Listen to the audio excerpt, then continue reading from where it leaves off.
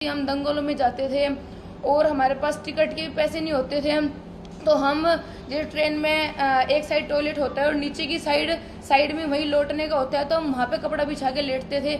झांसी जाना, इटावा जाना, हर जगह हम दंगलों में गए हैं। और मैं लड़कों के साथ कुश्ती लड़ती थी और जिससे मेरा खर्चा चलता था, क्योंकि अगर मैं लड़कियों के साथ लड़ती थी तो कोई इतने पैसे नहीं देता था, पर अगर मैं लड़कों से लड़ती तो मुझे पैसे मिलते थे, जिसके कारण थोड़ा दूध घी इन सब के पैसे आ जाते थे।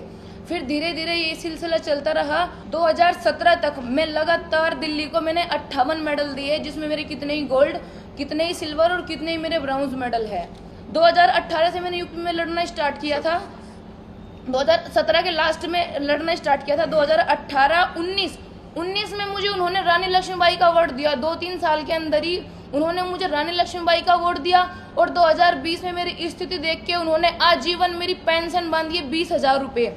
और कल ही उन्होंने मुझे घोषणा करी है, जो बच्चे कॉमनवेल्थ में से ब्राउन्ज मेडल लाए हैं, गोल्ड लाए, सिल्वर लाए हैं, मुझे 50 लाख रुपए और रजिस्टर्ड ऑफिसर की नौकरी का वादा किया है। तो आप ये बताइए, मैं सिर्फ 2-3 साल से यूपी से लड़ रही हूँ, वो मेरी इतनी हेल्प कर रहे हैं, तो दिल्ली सरकार ने मेरी हेल्प क्यों नहीं करी है? मेरी उनसे कोई दुश्मनी नहीं है। मैं उनके पास खुद गई 2017 में, मेरे पास 18 में। मैंने कहा सर, मैं कोई मीडिया के पास नहीं गई हूँ पहले, ना मैं किसी अखबार वाले को कह रही हूँ पहले, मैं आपसे मिलना चाहती थी। मैंने पता नहीं कितने मीडिया वाले से या कितने ही सर से कहा कि मेरी अरविंद केजरीवाल जी से बात कराइए। उन्होंने कहा कि अपॉइंटमेंट मिलनी बहुत मुश्किल है। मैंने कहा हाथ जोड़ के रिक्वेस्ट है, मुझे उनसे मिलना है पहले। उन्होंने कहा ठीक है। 2018 में उन्होंने उनसे मेरी अपॉइंटमेंट करवाई। तो मैंने उनको सारी बात बताई कि सर, मैं एक गांव से निकली हुई हूँ और मेरे पापा के एक और भाई है, मेरे पापा के माँ बाप भी है, उनका खर्चा भी मैं ही चला रही हूँ और मेरे घर का खर्चा भी मैं ही चला रही हूँ। हमारी ना किसी की सरकारी नौकरी है, ना कोई पहलवानी में आगे बढ़ पाया, सिर्फ मैं अकेली बढ़ पाई हूँ और मैं ही सबके लिए सब कुछ हूँ। और सर, मेरे इतने सारे मेडल है, तब भी मुझे कोई प्रोत्साहन नहीं मिल रहा है और अगले महीने एशियन गेम्स है, तो आप मेरी मदद करिए। उन्होंने कहा कि कैसे मदद हो सकती है तुम्हारी? मैंने कहा सर, बादाम प्रोटीन अभी तक मुझे कुछ नहीं मिला है, मैं ना कुछ पीती हूँ, जो मुझे मिलता है मैं वही पी लेती हूँ। तो उन्होंने मुझे कहा कि ठीक है, आप किस चीज़ पे लिख के दो। मेरे पास वो कागज भी है, मैंने लिख के दिया कि इस चीज़ की जरूरत है, सिर्फ मुझे एशियन गेम्स तक सबसे पहले हेल्प करिए और अगर आपको मेडल आया तो आप मेरा सम्मानित कीजिएगा। उनका कोई भी ईमेल नहीं आया मेरे पास, कोई भी मैसेज नहीं आया, कोई भी फ़ोन नहीं आया। हमने 2-3 बार फ़ोन किया, उन्होंने कहा मदद होएगी। मदद कब होएगी? तब एशियन गेम्स में मेडल आ गया, तब वो मुझे बुला रहे हैं वहाँ पे कि सारे बच्चों को प्रोत्साहन करिए, आपने बहुत अच्छा किया है और आप सब मेडल लाए हैं। मुझे अब क्या जरूरत है? और उसके बाद भी उन्हें मेरी ये बात इतनी लगी कि इस लड़की ने सबके सामने ये वाली बात क्यों कही कि मैंने इनसे पहले ही मदद मांगी थी। उन्होंने मुझे कोई प्रोत्साहन नहीं दिया, कोई राशि नहीं दी, कोई भी मेरे घर पे नहीं आया कि दिव्या आपने सबके सामने ये सब बोला है, आपको कुछ ना कुछ तो मिलना चाहिए जब आपने इतनी हिम्मत करी है बोलने की। मुझे कुछ उसके बाद भी कुछ नहीं दिया गया। सौरभ भारद्वाज, जो कि एक विधायक है, केजरीवाल के बहुत क्लोज, जो उनकी कोटरी है उसमें है, हर झूठ को बचाव करने के लिए, हर भ्रष्टाचार का बचाव करने के लिए अगर संभवतः कोई चेहरा सामने आता है पहले, तो सौरभ भारद्वाज का ही होता है। वो आते हैं और कहते हैं हमारी बहन से, हमारी बेटी से, इस देश का नाम रोशन करने वाली महिला से, खिलाड़ी से, तू दिल्ली से है, मुझे तो लगा तू उत्तर प्रदेश से है। तिरंगे के नीचे खिलाड़ी खेलता है भारत का सम्मान बढ़ाने के लिए। वो CWG वाले हमें नहीं बांटते हैं प्रांतों में, आम आदमी पार्टी बोलती है तू दिल्ली से नहीं है, तू उत्तर प्रदेश से, सबूत दिखा। ये वही सबूत मांगने की प्रक्रिया, this was the same modus operandi of the आम आदमी पार्टी टू डिमांड द सबूत from our jawans when surgical strike happened. Bharat के तिरंगे की रक्षा करने वाले जवान से भी सबूत मांगेंगे, याद है ना आपको? उन्होंने कहा था सबूत दिखाओ, सर्जिकल स्ट्राइक किया है, कितने बॉडी बैग्स आए टेररिस्ट के, कैसे किया, DGMO ने अनाउंस किया था इसको, परंतु सबूत मांगे गए आम आदमी पार्टी के द्वारा।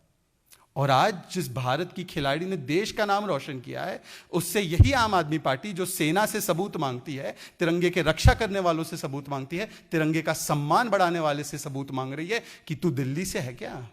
और ये लगातार तू मैं चल रही है।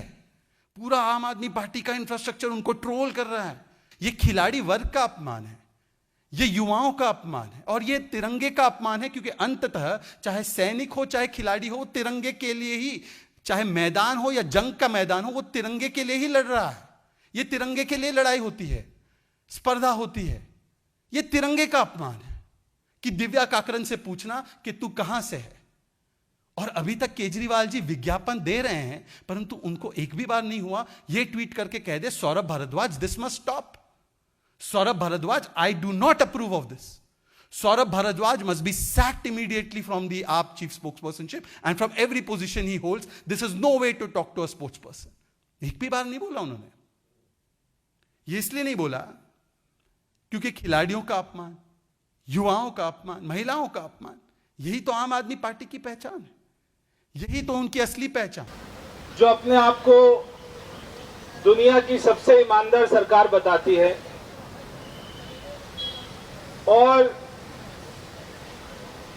जब भी केजरीवाल का कोई इंटरव्यू आता है और वो तो उसने घर में एक बहुत अपना शानदार स्टूडियो बना रखा है जहां पर कोई भी ये मीडिया के जो हमारे भाई हैं इनकी एंट्री नहीं है, ये वहां पर पहुंच नहीं सकते। केजरीवाल कभी मीडिया के सामने कोई प्रश्न उत्तर नहीं करता है। एक टेबल लगी हुई है, टेबल के ऊपर में एक माइक पड़ा होता है, पीछे 2 तिरंगे झंडे हैं, ऊपर एक बाबा साहब की फोटो है, एक शहीद भगत सिंह की फोटो लगाकर, और खुद जाकर कैमरा ऑन करता है, उसके बाद में खुद उसको बंद करता है। उस वाले कमरे में कोई नहीं होता क्योंकि जब इतना बड़ा ड्रामा करता है वो, तो उसको भी शर्म तो आती होगी अगर कोई उसको वो करता हुआ देखे। ऐसे वो झूठ बोलता है। कल उसने एक बहुत अच्छा ट्वीट किया, जो हजारों लाखों कमीने जब वो मरते होंगे तब एक ऐसा ये जो है ना पैदा होता होगा। तो कल इसने क्या ट्वीट किया देखो सोच के, बोला मुझे एक बुजुर्ग मिला। अब कब कोई उसने बुजुर्ग का एड्रेस नहीं बताया, कोई कहाँ नाम था क्या था कुछ नहीं बताया। मेरे को आज एक बुजुर्ग मिला और वो बुजुर्ग ने कहा कि आजकल जब मेरे कोई पैर छूता है तो मैं उसको ये नहीं बोलता कि खुश रहो, मैं कहता हूँ आप जहां भी रहते हो वहां पर आप पार्टी की सरकार बने, मैं ये वाला उसको आशीर्वाद देता हूँ। तो केजरीवाल ने कहा, मैंने पूछा क्यों, ऐसा क्यों करते हो आप? तो उसने कहा क्योंकि जहां अब आप पार्टी की सरकार बनेगी वहां सब खुश होंगे। देख रहे हो दिमाग? तो कभी वो बोलता है मैंने दिल्ली में 5 यूनिवर्सिटी बना दी। यहाँ पर जो आज आए हुए प्रदर्शन में मैं इनसे नहीं पूछ रहा, मैं मीडिया वालों से पूछ रहा हूँ। एक यूनिवर्सिटी का नाम बताओ, नहीं बता सकते। एक यूनिवर्सिटी का एड्रेस बताओ, नहीं बता सकते। वो बोलता है मैंने बहुत सारे कॉलेज बना दिए, नाम एड्रेस बताओ, नहीं बता सकते। तो ऐसे बुजुर्ग का भी कोई नाम एड्रेस नहीं है, बस वो ऐसे गुमराह किए जा रहा है। और शर्म की बात क्या है,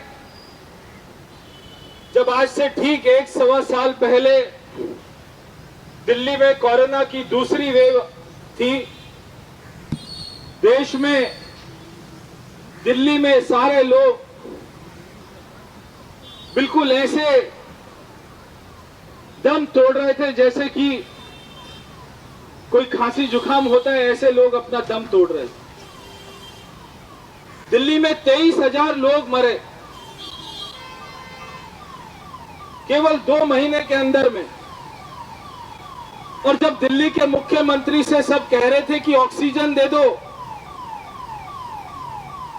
हमको वेंटिलेटर दे दो, तब दिल्ली का मुख्यमंत्री क्या कर रहा था? वो शराब के माफियाओं के साथ में रोज मीटिंग कर कर नई स्कीम बना रहा था। कोई राक्षस होगा वो भी ऐसा नहीं करेगा। किसी राक्षस को अगर कुर्सी पर बिठा दो, उसके मन में भी ये आएगा कि भाई मेरे को कुर्सी पर बिठाया है, मैं राक्षस हूं, मैं कमीना हूं, झूठा हूं, कोई बात नहीं, अभी लोग मर रहे हैं उनकी तो मदद करूं। मगर ये इंसान क्या कर रहा था, दिल्ली में लोग मर रहे थे, जो है मुख्यमंत्री कार्यालय में फोन कर रहे थे कि हमने आपको वोट किया था, हमें बचाओ, मेरे पिताजी बीमार है, मेरी मां बीमार है, मेरा भाई बीमार है, दम तोड़ने वाला है, हमारा ऑक्सीजन लेवल 40 हो गया, 30 हो गया, हमें बचाओ मुख्यमंत्री जी। मुख्यमंत्री जी अपने आलीशान बंगले में, जहां स्विमिंग पूल बन रहा है, वहां पर शराब माफियाओं के साथ में बैठकर, मनीष सिसोदिया के साथ में बैठकर ये प्लानिंग कर रहे थे कि लोगों के घरों में फ्री डिलीवरी करनी है शराब की। भाई जल्दी से इसको लेके आओ पॉलिसी को, हमारा राजस्व बढ़ेगा।